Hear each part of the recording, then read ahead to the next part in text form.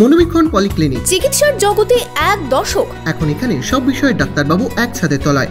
Phone করুন 7477799515 এই নম্বরে। শামশেরগঞ্জে ৯৮,০০০-এর জাল নোট সহ গ্রেপ্তার যুবক।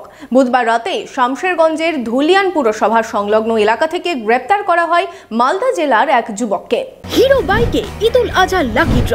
এবার হিরোর বাইক কিনলেই নিশ্চিত দুর্দান্ত সব উপহার, ১০,০০০ টাকা পর্যন্ত ক্যাশ ডিসকাউন্ট, আকর্ষণীয় finance scheme. Hero Golden Motors private limited, Golden অটোমার্টে, বহরমপুর, পঞ্চাননতলা ও রঘুনাথগঞ্জে।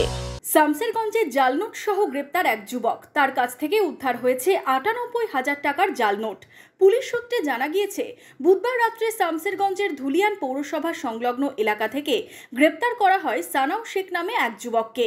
তার কাছ থেকে উদ্ধার হয় ৯৮,০০০ টাকার জালনোট। উদ্ধার হওয়া নোটগুলি সবই ৫০০ টাকার নোট। ধৃত যুবক মালদা জেলার বৈষ্ণবনগর এলাকার বাসিন্দা। কী কারণে জাল নোট নিজের কাছে রেখেছিল ওই যুবক, তা ধৃতকে জিজ্ঞাসাবাদ করে জানার চেষ্টা চালাচ্ছে পুলিশ। এসটিএফ এবং শামশেরগঞ্জ থানার যৌথ তৎপরতায় উদ্ধার করা হয়েছে জাল নোটগুলি।